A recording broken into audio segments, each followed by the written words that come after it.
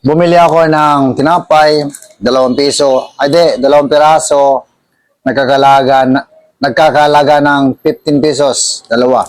Sabihin, 30 pesos. Ito na rin yung tanghalian ko ngayon. 30 pesos to, mabubusog na ako, tanghalian ko. No rice, no ulam. Tubig.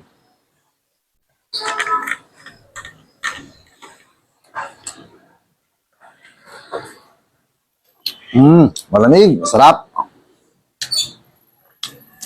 Pero guys, yung tanghalian ko, ngayong tanghali, para tipid tayo sa gastusin, 30 pesos lang yung gastos ko ngayong tanghali. Tinapay lang.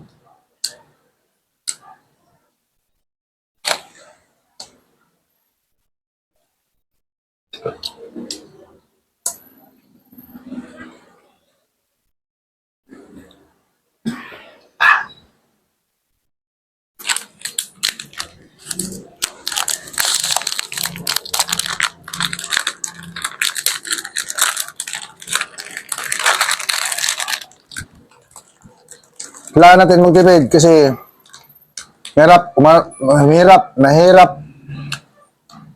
mahirap kumita ng pera.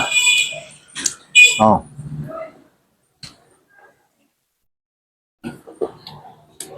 ₱30 lang mga idol, yung tanghalian ko.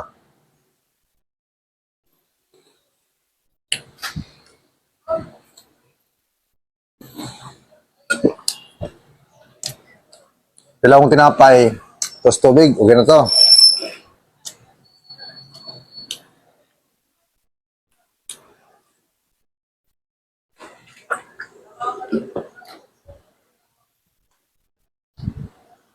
Masarap mo.